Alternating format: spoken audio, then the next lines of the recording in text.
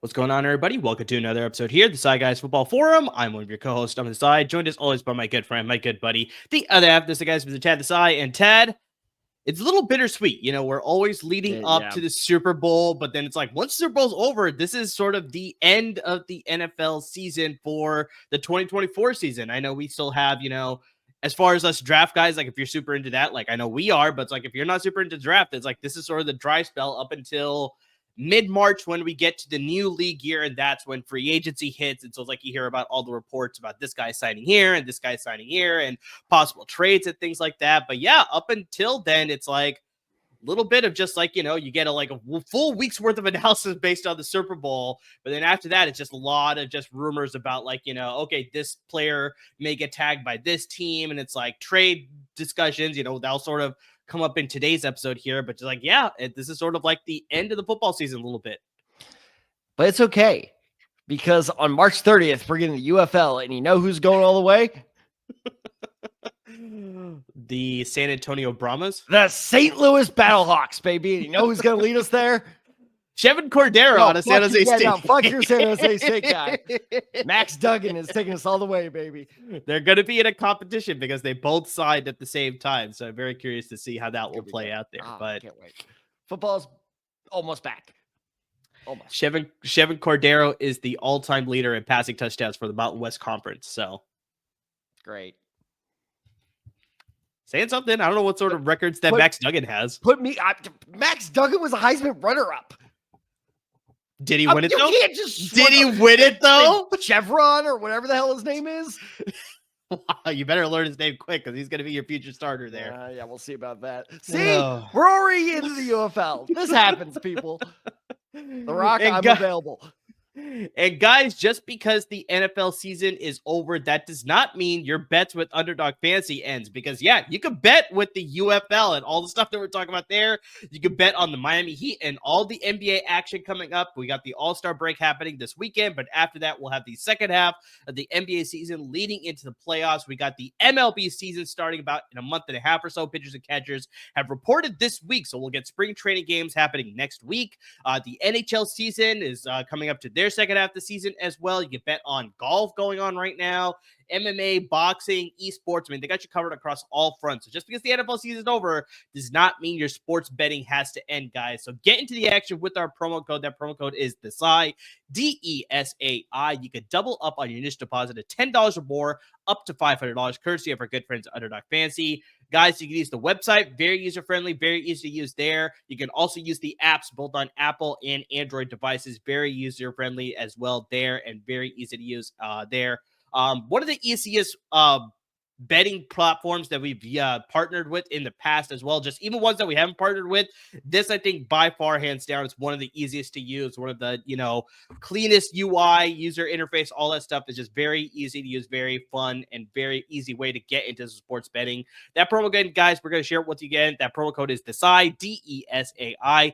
Double up on your initial deposit of $10 or more, up to $500, courtesy of our good friends at Underdog Fantasy. So, Tad, kicking off today's episode, I mean, it just happened. We sort of talked about it already. Super Bowl 59 has come and gone.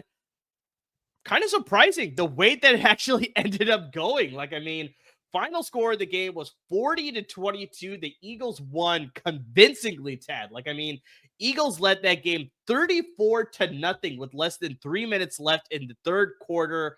Jalen Hurts was your MVP of the game. He went 17 for 22 for 221 passing yards, 2 passing touchdowns. He also added 72 rushing yards.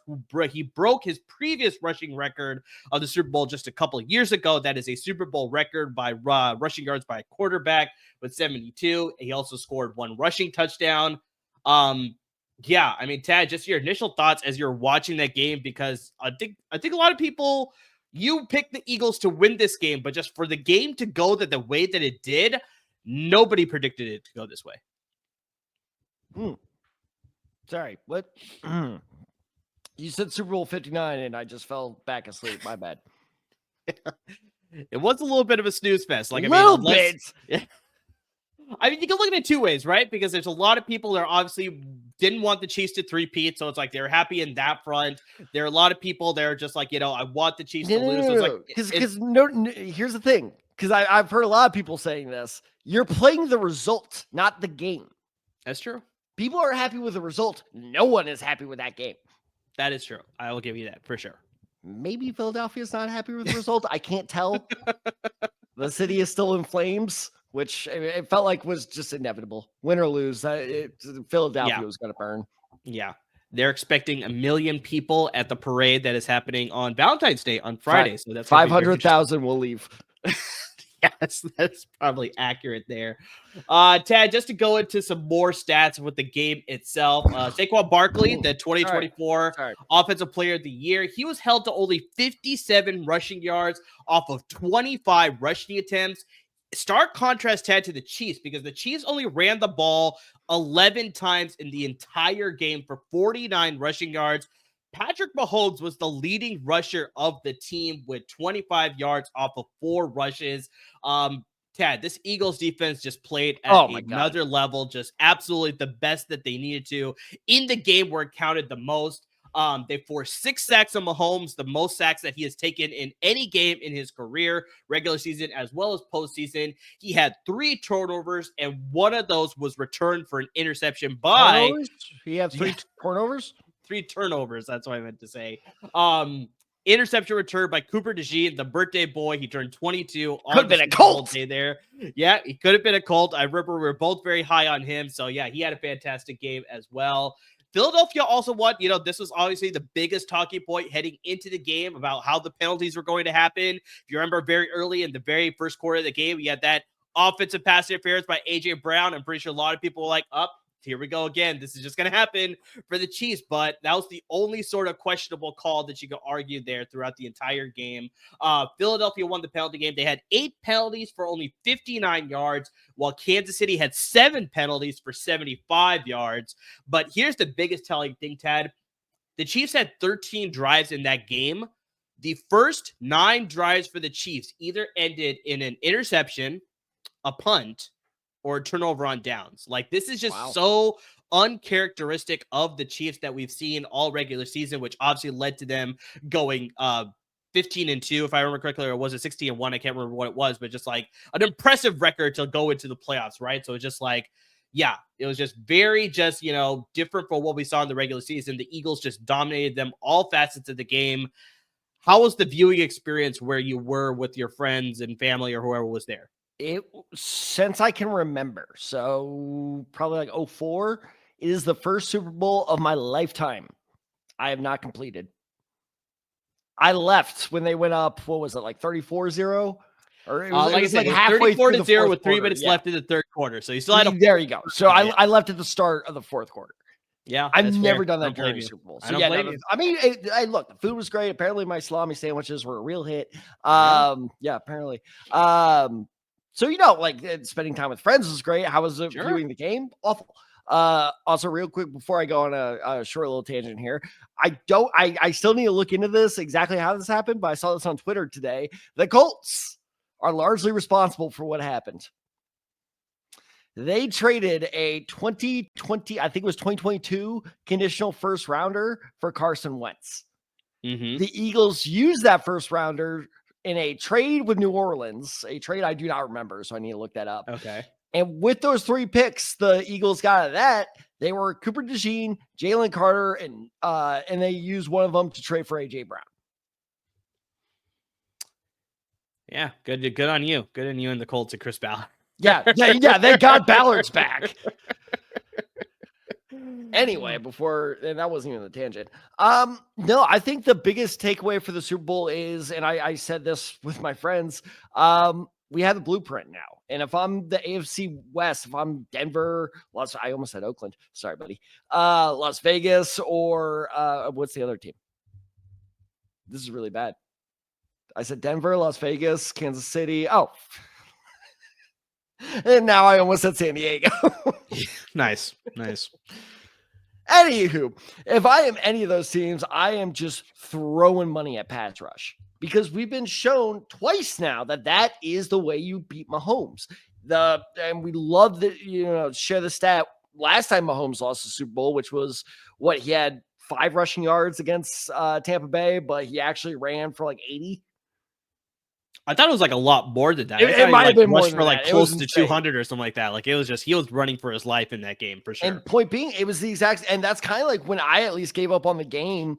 Was there was a certain drive, I believe it was the third quarter, where second and third down, he just got sacked straight to his face, and it just killed the drive. That was the moment I was like, oh no, we're done. Like there's no chance. I couldn't believe it when I got home. Someone texted me like, oh, 22. I'm like, they scored 22? I was on the road for 20 minutes.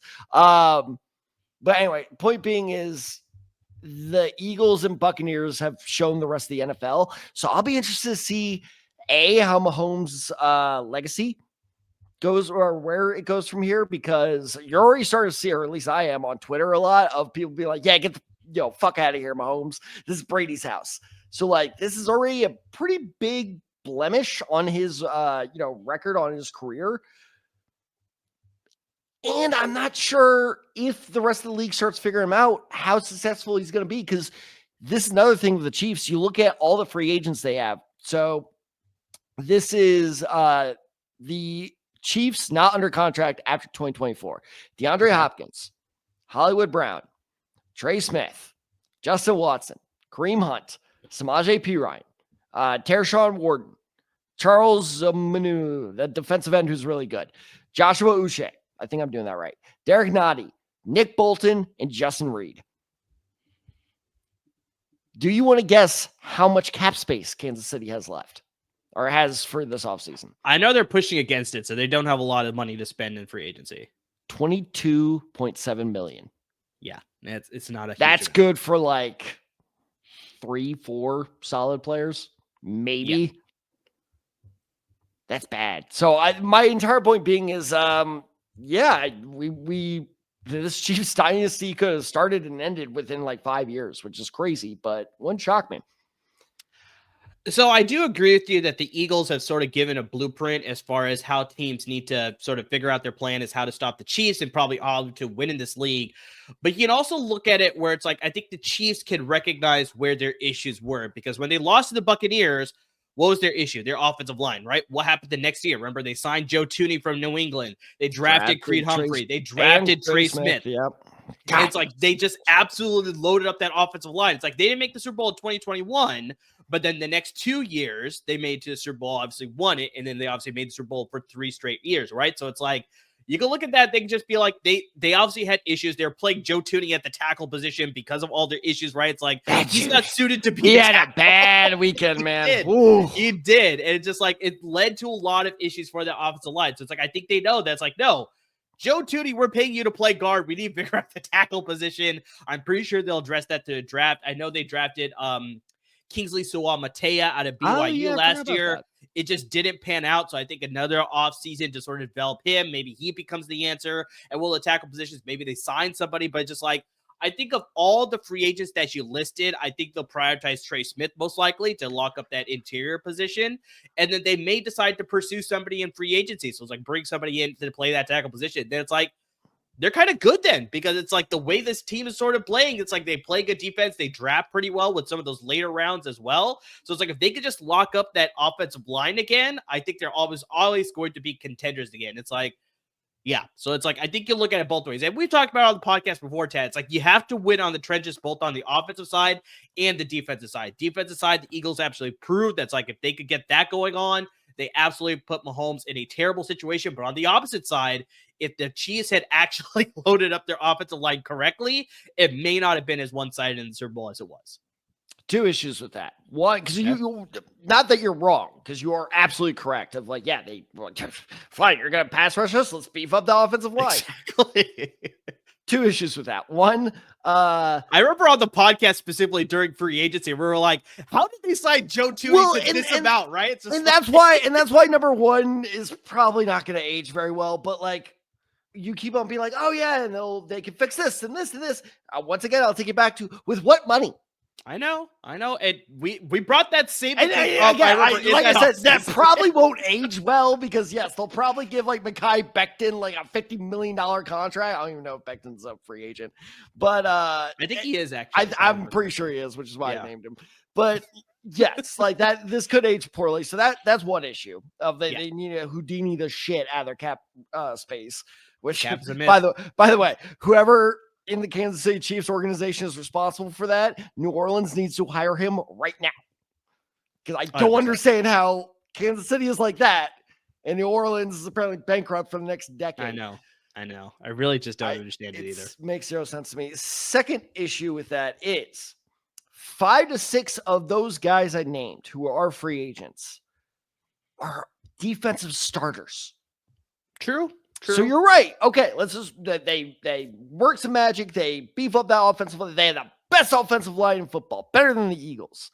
Which, by the way, that stat they shared with how much the Eagles were paying their offensive line, holy shit, worth it though.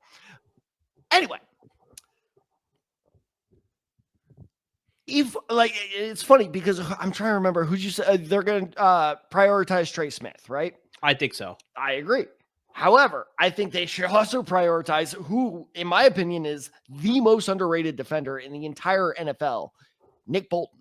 That is the heart and soul of that defense. And those are the two guys that they could prioritize then. And that's fine. But then, okay, you get Bolton back. Great. Which is no easy task, by the way, because I'm telling you, teams are going to be throwing money at him. Sure. Indianapolis, he's there. Him and Zaire Franklin. Oh, my God. Nothing's getting past them. Yeah. Now our secondary is a different story, but anyway. Enough is getting past that. Quite literally. Yeah, Cooper Kupp or Quinyon Mitchell. Damn it. But point being is like, okay, great. You prioritize those two people. That's a lot of your defense still missing.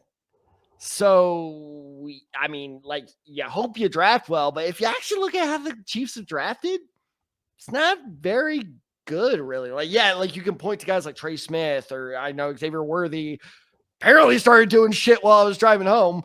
But that's the whole thing with the way the Chiefs draft is they get one or two good players and then the rest is a bust. That's not drafting well. So I don't know. I think the Chiefs are in very real danger of having their window closed. So I think a very similar thing, and I don't know why I'm supporting the Chiefs here. I just try to give you a counter argument. My God. So I can see, like I said, very similar thing happening after we saw that 2020 Super Bowl loss, where it's they reloaded on the offensive line. They were able to re-sign some of their key free agents, but it's then they drafted and they signed some lesser known free agents. It's that's why they missed the Super Bowl in 2021. But then they came back in 2022, they reloaded again, and that was a roster that then carried them for the next 3 years. So I can see something very similar happening here, where it's like I said, they'll prioritize some of the key guys that they want because they have the limited cap space. They'll draft some guys, use the draft that way, and then obviously the following year, they may not make the Super Bowl. They'll still probably make the playoffs because they're still have enough pieces that they can make a good playoff run. I compared it to the Peyton Manning Colt era, where they were always in it, but they never quite got there.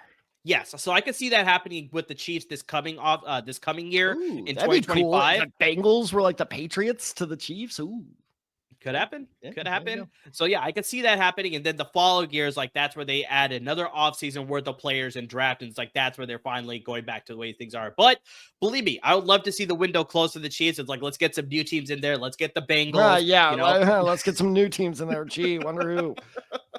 Buffalo, obviously, Baltimore is all those teams. So it's let's see if any of those guys can sort of take advantage of this and sort of leverage that to then build their dynasties heading forward into 2025 and beyond. Dude, please let it be Buffalo. That Haley Steinfeld over under. Oh, that'd be perfect for our show.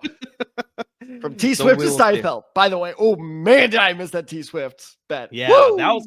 Well, I think the biggest problem with that is just we did not see the game going this way. Because if the game was a lot closer, we would have saw a lot more. And that's Swift. Why I told my friends, I was like, no one wants to see a sad Taylor Swift, so they're not cutting you the sad Taylor Swift. So, damn it! Yeah, I remember I texted you. I was like, they haven't showed her the entire first half. So then they finally showed her right when I texted you once. Unless they showed her more while I was heading home, which I doubt. They did not. I watched the entire game. The final count was 2.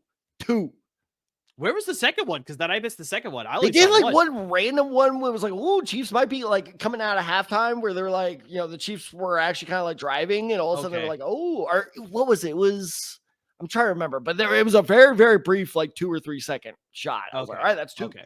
That was probably in the second half then, because there's the one right before the first half was over. And then, I probably missed the second one, when I was grabbing a drink or going to the bathroom or whatever it was. So it's just like, But if the game was a lot closer, we would have saw a lot more of her. But just, so I can't blame you on that one, buddy. That's just... But last thing I'll say on the Super Bowl is I can hear the YouTube comments right now of like, well, you talk Chiefs for 20 minutes. What about the Eagles? You guys are good. You guys are good. You're set. You're solid. Yeah. I don't think there's much to say there because I was watching the game. You're going to be your Super Bowl. I don't know if you saw this. They're Super Bowl favorites for next year. They were named as the favorites. I don't doubt it because I was talking quarterback. Hold on. Your quarterback's really good. You still have Saquon. Yep. You still have AJ Brown. I know you're probably going to lose Josh Sweat. Lane Johnson might retire. You're going to be fine. Shut up. You're fine. I mean, you want to talk about the opposite, like teams that like don't draft well in the Chiefs? Oh my God. Howie Roseman, is he still there? Is he still the guy? He is still the GM. My Lord. Howie, Indianapolis is lovely this time of year. Yeah, but Indianapolis doesn't want to fire Chris Ballard for some reason, so that's a different story. I was gonna make a Jim Irsay joke, but I'm not gonna go there. But last thing just about the Super Bowl. I mean, Jim Irsay would have to be high if he kept Chris Ballard around. Less said about that, probably better. But I was watching the game Multiple with times. the Eagles van specifically, and I was just mentioning, I was like, there was the talk, obviously, before the Super Bowl ended, that's like Kellen Moore was going to take the New Orleans head coaching job there, but the bigger thing was just that Vic Fangio was sort of asked the same question when the rumors were circling around Kellen Moore about like, oh, so do you have aspirations to eventually take another head coaching job right there? Like, he's like, no, I'm fine being a coordinator. I like where I am. It's like him winning a Super Bowl. It's like, I think maybe this could sort of cement him sort of finishing his career and his NFL career specifically in Philadelphia. So it's like, if you could get that continuity on defense, you're automatically ahead of the curve already. Cause like, that defense was playing at another level, and just to continue that in another offseason, add some more pieces, whatever it is, it's just like, Eagles are in good shape overall for sure. I mean, Jim Irsay killed a whale. He was more concerned with that. Was it a whale or a dolphin? I can't remember. It was an orca. It was an orca. Okay. Yeah. All right, Tad. So, I mean, we sort of talked about it, but it's like with the end of the Super Bowl. How many people, not just football fans, how many people can say my favorite sports team owner killed a whale? I know. But with the Super Bowl ending, that will close out the 2024 season. And now we look ahead to 2025. Like we sort of talked about, the combine's happening at the end of the month. A couple weeks after that, we'll have free agency. The new league year will begin. So with this all beginning, I mean, me and Tad wanted to take a look at some of the more intriguing storylines heading into the 2025 league year, just sort of things that we're sort of watching as the season progresses. So Tad, I mean, as we're here, in the offseason unofficially, or officially, whatever you want to lay it out there. I guess league year. Well, yeah, I was about to say league year officially starts in what, like a month? League year starts, like I said, mid-March, but I see it. The offseason officially is here because, we'll get some tag updates and things like that. The drafts, obviously, all that stuff. So it's like, So what are some of the things, or what are the biggest storylines you're looking forward to this offseason? Can I interest you in a 2-for-1 deal? I'm intrigued. Yeah, let's go for it. It is 2 players, 1 storyline. Okay, very interested by this one. All right, let's hear it. And this is the Los Angeles team that I will not forget. The Los Angeles Rams have a big question mark shopping Cooper Kupp and also Matt Stafford considering retirement. Now, what if, I'm so mad, I swear to God, I came up with this idea and I was doing research for it 30 minutes, well, I guess about an hour ago now. An article with this headline was published. I was like, God damn it. So I swear, it was, exactly. By like an hour. I was like, damn it. What if Stafford and Kupp play together, but on a different team? Oh, that does seem very intriguing. Now, I was like, okay, well, what team could pull that off? What team? And again, I was trying to mess with the salary cap stuff, but we need an NFL trade machine like they have for the NBA, because figuring out the NFL cap is impossible. Yeah. So I'm going to be totally honest. I just stopped trying. And I was like, because like we said with the Chiefs, the cap's a joke anyway. Like you can find a way around it. But so there's some sites that you could do it, but you have to pay to be a member in order to use it. The last site I went to, I'm not even joking, or though I guess the first site I went to for that, I pull it and it was like, all right, pick your team. So I picked the Rams. Do you know who the first player was that showed up?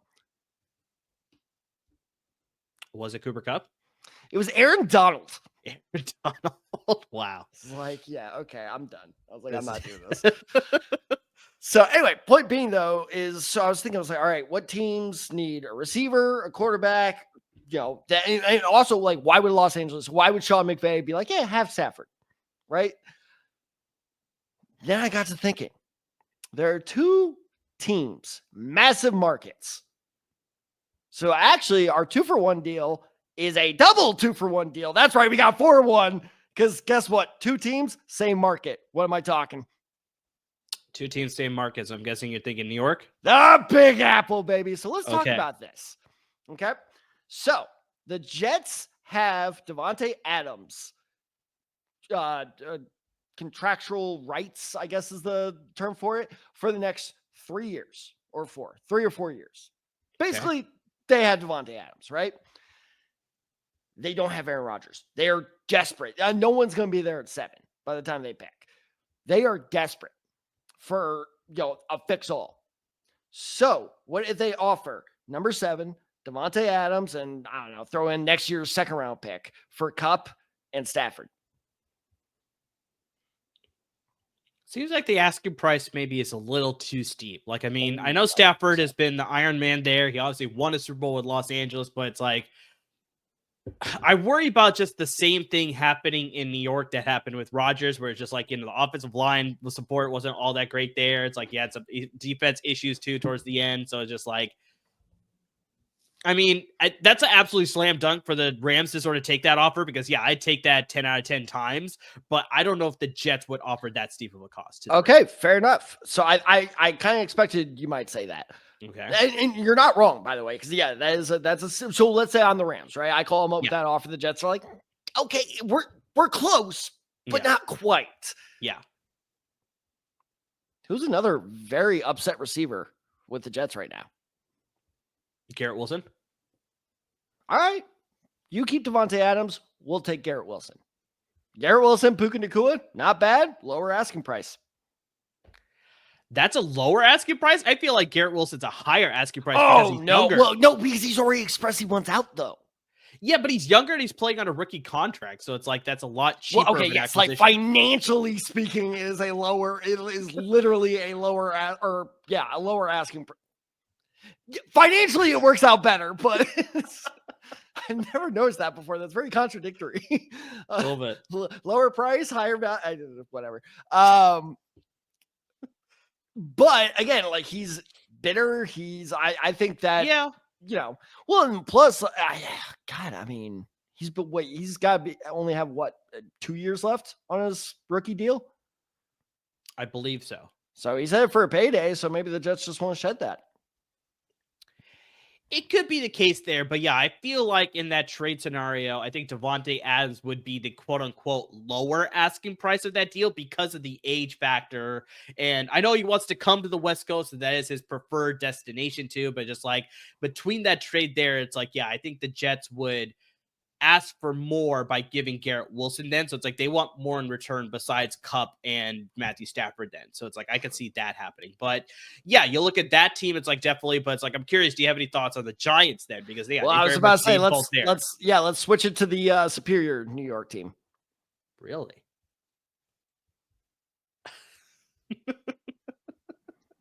Send all your hate mail to @emergency23. Fireman Ed's gonna snipe me. Why are they superior? Like, I just don't even understand that. They won a Super Bowl in the last century. Yeah, okay, I guess I could give you that because and before Jets fans relevant. yell at me, yes, I know it was within the century. I'm sorry, half century. There you go. Joe Namath in the Hall of Fame. Get out of here. Eli Manning in the Hall of Fame. Get out of here. Anyway, point being, all right, so let's go to the Giants, right? Daniel Jones is quite literally a goner. I'll be very interested to see where he goes, by the way. So he'll be a free agent. Yeah, it's basically the same, deal as the Jets. So just like, okay, we really need someone now. The Giants have the distinct advantage of being in the top 3 of the NFL draft. So what if the Giants go, number 3 again, like a 3rd this year, 2nd next year, I don't know, maybe a 5th next year. Let's say 3 draft picks, including this year's 1st. And as a sweetener for the Rams, what is one of the Rams' biggest weaknesses? Tight end. See, I was considering that because I was like, "Ooh, maybe they go for one of the younger tight ends." But McVay just never uses them, so no. Maybe secondary then. Actually, their secondary is pretty solid. They never really found a good replacement for Aaron Donald. Defensive tackle. Sure, I get you. Who's the Giants' starting defensive tackle? Is it Leonard Williams still? It is not. He is in Seattle. Okay, that's what I thought. Who is their starting defensive tackle? Giants fans are going to be mad at you. I don't care. It's Dexter Lawrence, man. Yes, sexy Dexy, right? Yeah. So, and with the massive cap number that Kupp and Stafford carry, the Giants are going to have to unload something to make that work. Dexter Lawrence is in his he's in the prime of his career right now. Why would he want to stick with a clearly rebuilding Giants team? So it's the best of both worlds. Hey, Rams get some draft picks, number 3 overall, Cam Ward to Los Angeles, possibly. Oh my God. Shedeur to the Rams. I think ESPN would implode. It could happen, yeah. My Stephen A's head would literally explode. Anyway, so yeah, the Rams are in that conversation all of a sudden to find Stafford's successor. And then the Giants, meanwhile, get Stafford, get Kupp, Neighbors, Stafford. Woo! That could be pretty dirty, pretty quick. I think the problem that I'm seeing with your arguments here is that you're valuing Matthew Stafford and Cooper Kupp a little too highly. Like, Stafford, I'll still give Kupp, you. Possibly. Kupp, yeah, okay, thank you. I was going to say, Stafford, absolutely not. Because, Stafford's been the pinnacle of at least consistency. Kupp's fair. I'll take that. I'll take that on Kupp. Stafford, I'll give you that he still holds, pretty, high level as far as playing the position. But yeah, Kupp, unfortunately, with the injuries, is just even when he's been playing healthy, he just hasn't been looking like the same guy anymore. So it's I think the asking price that you're giving for some of these teams is just a little too much on the other side. So the Jets and the Giants, I don't think they're going to give up Dexter Lawrence to get both of those guys. As much as they need both of those positions, I think they're fine going to the draft and getting a Cam Ward or Shedeur Sanders. Are they better than Matthew Stafford? No. But I still think that they'll go in that direction because the youth and the sort of ability that's they're sort of thinking that they can sort of go in that direction to develop them. They obviously thought that with Daniel Jones. That's why they let Saquon Barkley walk, right? So it's just I'm just thinking that just the asking price is just a little too much there. And also, I have a feeling Stafford's going to return to Los Angeles. I think they want to figure out their next steps after Stafford, with Stafford still on the roster. But Kupp, they've already said that they're looking for trade. Kupp's a goner. He's ready to go. So it's I think he's definitely going to be playing for somebody else in 2025. But yeah, the Stafford one, like I said, I'm holding a 90% chance he's going to be back with the Rams this coming year. All right, fine. Can I interest you in a 3-for-1 deal? Oh gosh. Okay, let's hear this one. We never clarified which New York. So let's bring in the other New York team, Buffalo. Come on down. Okay, let's hear this one. Yeah, it's just simple as that. Kupp to Buffalo. Thoughts? Yeah, I can see that happening. They can use the sort of veteran option there to help, How is that for a fish throw right now? Yeah, I think they could definitely add him in there. It's he doesn't have that star power that he once had, obviously, for just a couple of years ago. That's the crazy thing here. It's just that, he does for me still, though. I don't know. It's all of his injuries. It's not what I call a Julio Jones factor, where it's like, oh, hamstring again, huh? Great. That's the 9th time this season. It's been very severe stuff, which I know sounds contradictory of like severe stuff is less bad. When you're talking longevity, yeah. Because it's a fact of are you injury prone? Or are you just unlucky? Because there is a difference. And I think he's just unlucky. I think he's still got a little bit left in the tank. I don't doubt it, but I think the level of that we're viewing him in previous years, it's definitely taken a step back. But I think going to Buffalo can sort of fit that, where it's like they're not playing with that star receiver anymore. It's like they're definitely playing just like, win by 1,000 paper cuts sort of situation, where it's like everybody's just going to take a piece of the pie, and that's how they're going to move the offense down the field. We saw a lot more James Cook this past season, excuse me. So it's like I see them going that way. That's how Josh Allen won the MVP, because he wasn't relying on one target anymore. He was spraying the ball consistently to everybody. So it's like, yeah, I think Kupp can sort of fit that situation for sure, where he's not dependent to be the primary guy anymore. He's just one of the other guys. It's like, yeah, that could definitely benefit him for sure. Is Les Snead still the GM in LA? He is indeed. Okay. All right. Les. Hey, buddy. Remember me from St. Louis?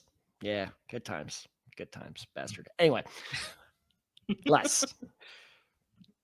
Put Cooper Kupp in the best situation to get another ring on his finger. However, Les, listen to me. Hey, buddy. You and me. So help me God, if Cooper Kupp ends up in goddamn Houston, someone is going to suffer less. Someone's going to suffer. And mainly it's going to be me. Yeah. So I think I can boil it down to, it'll be very intriguing to see if Matthew Stafford gets moved. But for me, I think most likely he's going back to Los Angeles. But yeah, Kupp, where he decides to, wherever he lands, that's going to be very interesting to see how he fits in with that new receiver core there. So, I just know it. Tad, this is one of the bigger off seasons that, we kind of had to hit the low-hanging fruit on this one. That's why I decided to take this one here, is that there's a star in Cleveland that wants out. And unfortunately for Browns fans, it is not Deshaun Watson. It is Myles. Jerry Jeudy once gone? Not Jerry Jeudy either. It's not on the offense. It is not David Myles Njoku. Garrett. It is Myles Garrett, the defensive end, former first overall pick for the 2017 NFL draft. Tad, from that 2017 NFL draft, do you think you can name any of the 4 others that were drafted in the top 5? All right, but what about Deshaun Kaiser? Is he okay? He's long gone. He hasn't played for the Browns in ages now. God, tell me they still have Seneca Wallace. Ooh, Seneca Wallace. That's a throwback name. Former Seahawk, too. Is Joe Thomas all right? Joe Thomas is retired, my friend. He's all in the Hall of Fame now, He's doing better now. He's in the Hall of Fame, yeah. Anyway, sorry. Repeat your question. Can you name any of the other 4 players drafted in the top 5 in the 2017 draft? 2017. Myles Garrett. Oh, God. Did we just do this like off air? We did do a little bit of this during the Senior Bowl live stream. Yeah, so this should be quote unquote fresh in your mind. No, because Trent Williams is 34, so that's way too old. That's only 7 years.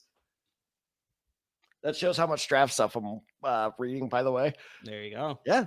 Your Niners tackle 11. Interesting. I'm filibustering. Whatever it takes to help you get it. No, Justin Gilbert was the year before. This is exactly the conversation we were having. All right. Yeah, I give up. So that was the year that we got Mitchell Trubisky, number 2 overall. Oh, that was the Trey Lance year. Damn it. That was not the Trey Lance year. No, it wasn't. It was the Deshaun Watson year. This is the Deshaun Watson year. The Watson Mahomes year, yes. He's not in the top 5. Mahomes is obviously in the top 10. We had Solomon Thomas at number 3 overall. Oh, that's right. Leonard Fournette was number 4 overall to the Jacksonville Jaguars. And then Corey Davis was 5th overall to the Tennessee Titans. So, man, what happened to Leonard Fournette? Damn. Yeah, he fell off a cliff pretty far too. He got a ring with the Tampa Bay Buccaneers though. So yeah, there you go. Anywho, he's a Super Bowl champion. But yeah, Tad, Myles Garrett wants out. Since being drafted in 2017, Tad, Garrett has totaled 102.5 sacks in 8 seasons. Since coming into the league, Tad, in 2017, he is second among players with the most sacks in the NFL. He's only behind TJ Watt, who has 108 sacks. He is the 2023 Defensive Player of the Year. He finished top 5 at that award in the past 3 seasons. He is a 6-time All-Pro, 4-time first-team All-Pro, and he's also a 6-time Pro Bowler. Garrett is currently on the 4th year of a 5-year contract worth $125 million. Any new team that acquires him will take on a $44.8 million cap piece of the cap over the next 2 years if they do not restructure or give him a new contract. If the Browns end up pulling the trigger and trading him, Tad, I think Cleveland is sort of going in that boat of like they need to figure out their next plans as far as their rebuild, retool, whatever it is, because I know that there's a lot of people unhappy with the whole Deshaun Watson thing. That's why I think they want to go in a different direction here after what happens with Deshaun Watson, whether they want to cut him and eat that loss and just sort of go in a new direction with, possibly new coaching staff and all that stuff as well. Because, yeah, I'm not sure what's going on there, but I think that's why Myles Garrett wants out. He's 29, entering sort of like the final years of his prime sort of, abilities here. So, yeah, I definitely could see a team definitely inquiring about him. Now, I'm going to give you 3 scenarios here, Tad, but definitely if you think that there's another scenario out there that you like, let me know. Real quick. Hold on. Yeah. How's Jordan Cameron taking the news? He's fine. And Travis Benjamin? Travis Benjamin. There's a good name too. So first team I want to give here, Tad, the Atlanta Falcons. Possible trade compensation I can see here, a 1st and a 4th from this year's draft, and then a 1st in next year's draft. So how do you feel about that compensation? Where are the Falcons again this year? Falcons are drafting. Let me see if I could pull this up real fast. While you're doing that, so what's the compensation again? So how many draft picks? 1st and a 4th this year, so 2025 picks, and then a 1st round pick in 2026. I mean, I like it for the Falcons. I'm just wondering if that's enough for the Browns. The problem is that I guess they've lost all leverage since, he you son of a bitch. How did this come up organically? We didn't even do this on purpose. It's called pulling the Jimmy Butler. Fuck you, by the way. I did not intend. I know. That's what I mean. It's like that was not intent. Whatever. Anyway, point being is, you say you want out and your team loses all leverage. So yeah, maybe Cleveland, blinks on that one. But if I'm the Browns GM, I will pay you $5 if you can name him right now without looking it up. The Browns GM? Yes. Andrew Berry. Fuck! Yeah. You really think I wouldn't know that, especially doing research on all this Myles Garrett stuff? Like, that was a layup for me. Come on, buddy. I'll bet you. So the Atlanta Falcons are picking at 15th overall, so they would give the number 15 overall pick, and the 4th round pick has not been decided yet because of compensation picks and all that stuff, right? But the problem is like I would have given them a 3rd round pick this year, but they traded that pick to New England, so they don't have a pick in the 3rd round. They have a 1st, they have a 2nd. Oh, was that the Judon trade? That was the Judon trade, exactly. Wow, they got a 3rd round pick. Good job, New England. Goddamn. Yeah, Falcons traded 3rd round selection to the Patriots for Matthew Judon. So that's why I said a 1st and a 4th this year, and then a 1st next year. So that would be the compensation that I could sort of see happening here. But reasoning behind this, Tad, is because, we obviously see that the Falcons are moving forward with Michael Penix Jr. under center now. So it's like their offense seems to be in good shape with Drake London, Darnell Mooney, obviously Bijan Robinson, Kyle Pitts. Hopefully he can regain things there. So the offense is fine. Kyle Pitts figuring it out. The defense, though, I think they definitely need to shore up some things there because they finished 2nd in the NFC South. So I think if they get a guy like Myles Garrett to anchor that defensive line with them, play with Grady Jarrett, they got some good pieces on the back end there. I think they could be a lot more competitive on both sides of the ball. Atlanta racked up only 31 sacks last season, Tad, which was the 2nd fewest in the NFL last year. So that is one destination for the possible Myles Garrett trade. Other than I have 2 more for you, though. I know. Okay. Other than Cleveland's going to be terrible and St. Louis is going to move, there's only been one other thing so consistently said in my NFL watching career. Do you know what it is? That you're wrong about Kyle Trask? Fuck you.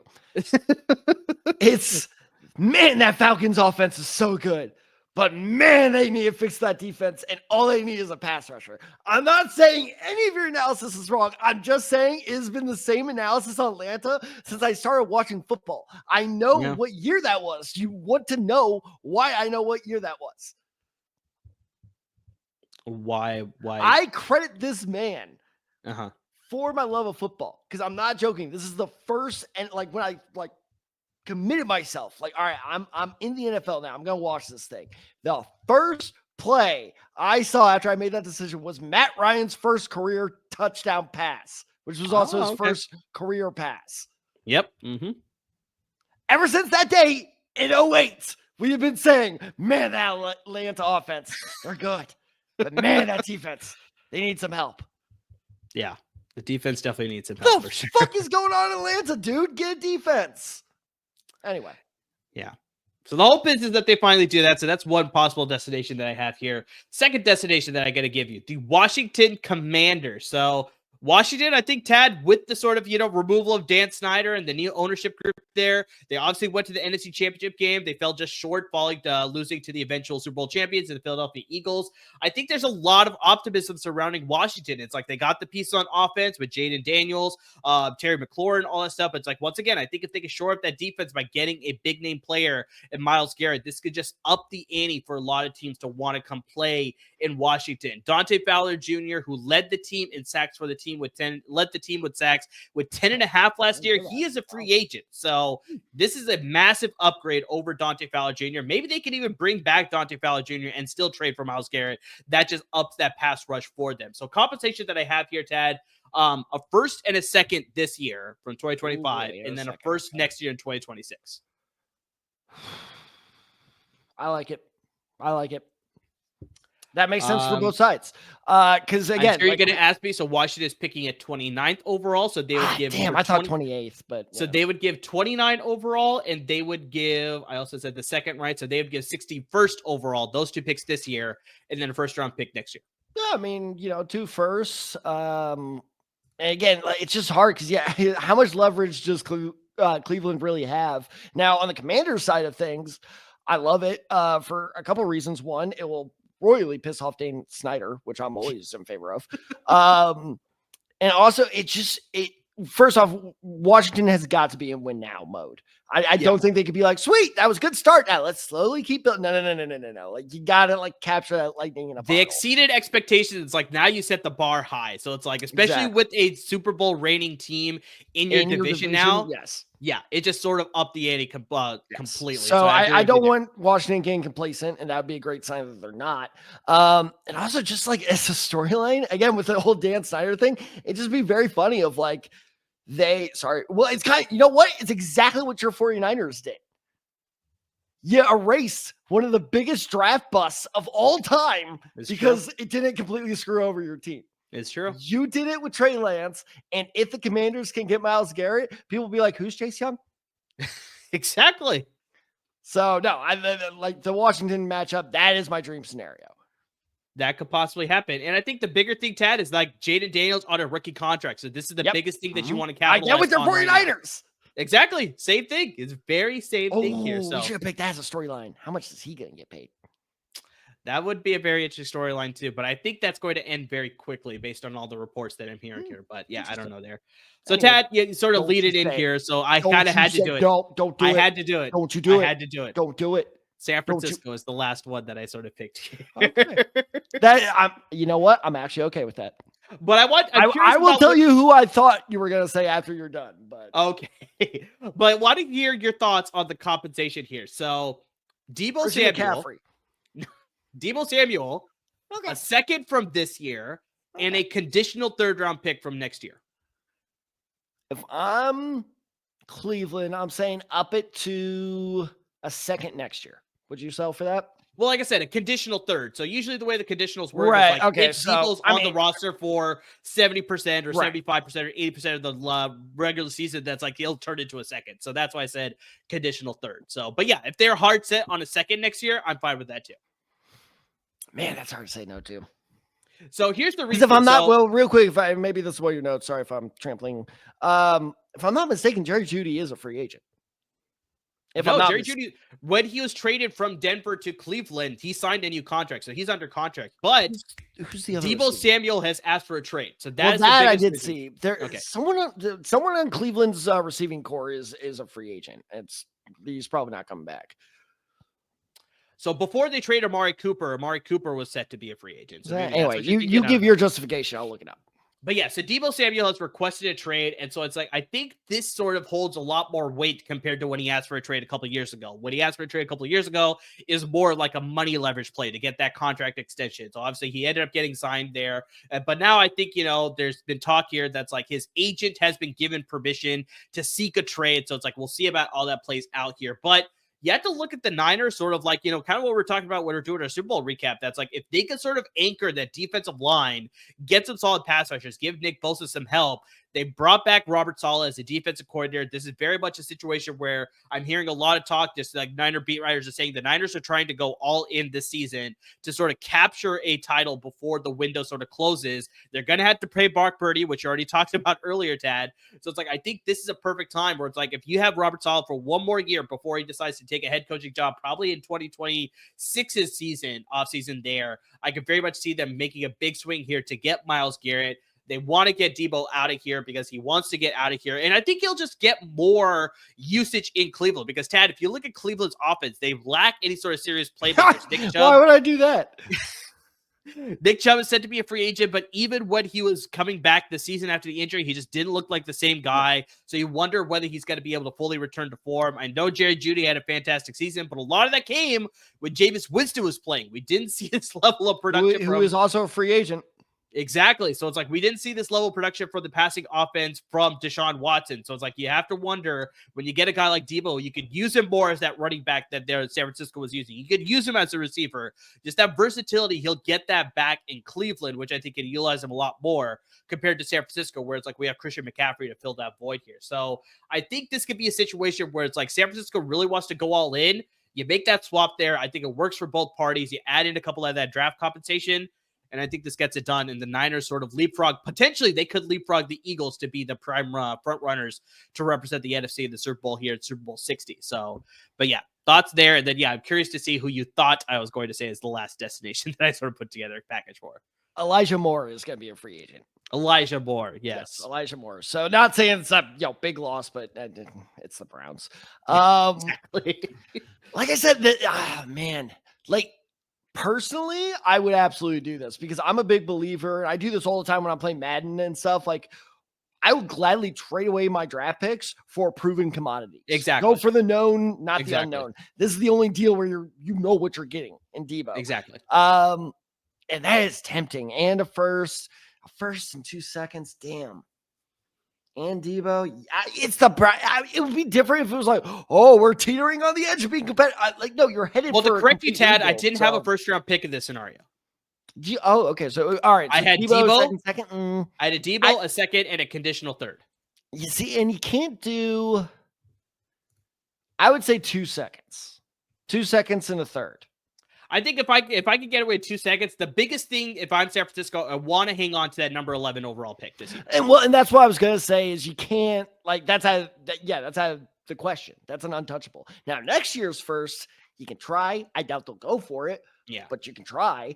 But yeah, no, this year's first, I mean, like we said earlier in the show, like you guys are in great position to get tackle, edge rush if you don't land them. Like, no, it makes sense for both teams. That's tough to say no to.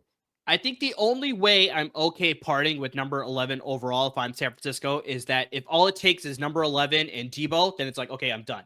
I don't have to give up any more draft picks because we have a lot more draft picks coming up in 2024. I think we have like close to 8 or 9 draft picks if you count number 11. So it's like we could do some finagling. We could move up and possibly jump back to the first round to get a guy that way too. So it's like if that's all it takes, just number 11 overall in Deebo, that's like I will make that trade for sure. But if they're like, I want number 11, I want Deebo, I want like a first next year or a second next year, that's like, okay, that's too much. That's too much. Is DeQuell Jackson doing okay during all this? DeQuell Jackson. Yeah, he's just as fine with it as Peyton Hillis is for sure. Oh, that's a good one. Damn it. I was going to go Trent Richardson next. Fuck. I thought you might have got Jerome Harrison. Oh, man. No, he's too recent. Yeah, that's too recent. Jerome Harrison is not that recent. What about James Harrison? James Harrison is the linebacker from the Steelers. No, he played. No. James Harrison played 1 year in Cleveland. You're right. He did. Very, very true.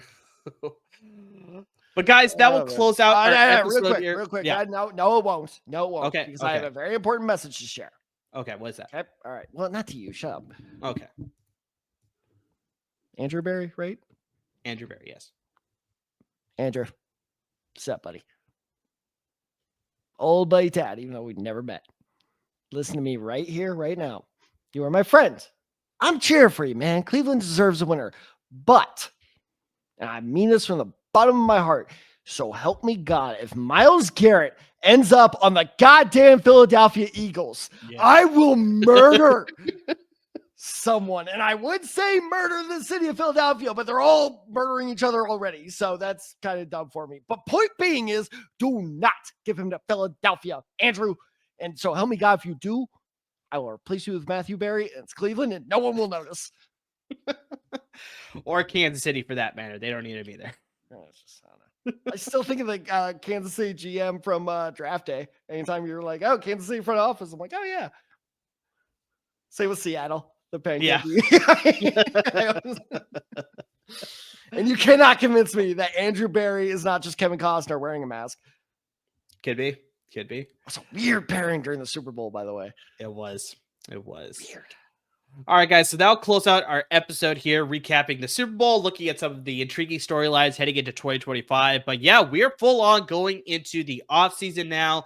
Lots of draft coverage is definitely going to be on your way for sure. We are your source for all your draft knowledge when it comes to prospects and rankings. And, we'll probably simulate some possible war rooms. Tad's talking about draft day. We may take on a few GM hats and sort of see how teams go. We're going to be some pancake eating motherfuckers. So we'll have some fun there for sure.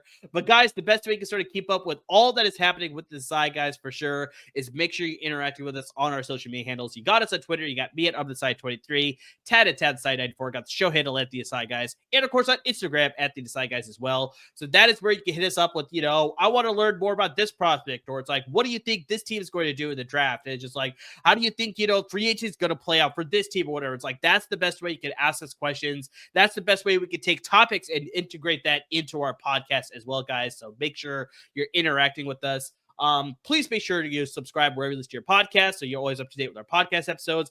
And please make sure you subscribe to our YouTube channel, so you're always up to date with our YouTube videos as well. And please, guys, make sure you're supporting our parent network at LAFB Network, because without them, there would be no us. They're giving you a lot of great content when it comes to the Rams and the Chargers. They probably have a lot more information on that Stafford and Kupp potential trades as well. So they got a lot of great content there. It's on articles and things, podcast episodes for sure. And then, of course, they got you covered on the college football level as well with the Trojans and the Bruins as well. But Tad, not just football anymore. They got you covered with. I thought you were giving me the heart there for a second. I was like, yeah, I guess I love you too, buddy. So not just football action anymore, Tad. They got you covered with basketball as well as baseball when that starts up in about a month and a half. So yeah, all that crazy coverage about Luka Doncic, LAFB Network has got you covered with that now. And of course, LA Clippers knowledge. They just got Ben Simmons, so they probably got an article. Oh, did they really? I actually didn't know that. He was released, and the LA Clippers had picked up Ben Simmons. Talk about all-time draft bust. Woo!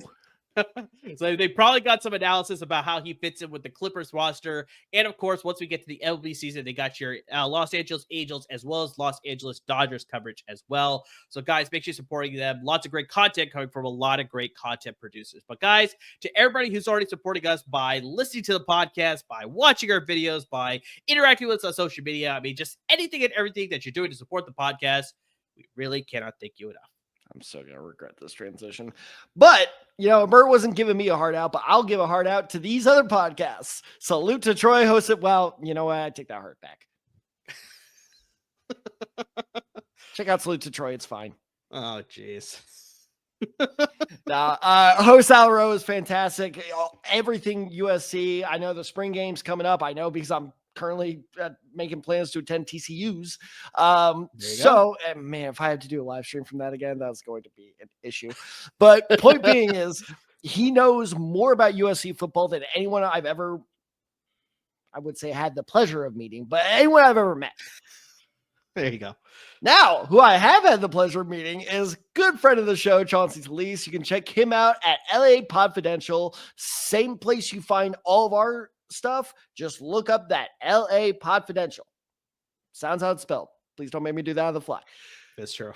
So be sure to check him out because we're going to do guest spots on their shows in the next, coming weeks, months. So be sure to be on the lookout for that as well. And as always, everyone, thank you so much for listening. Thank you so much for watching, and please stay safe.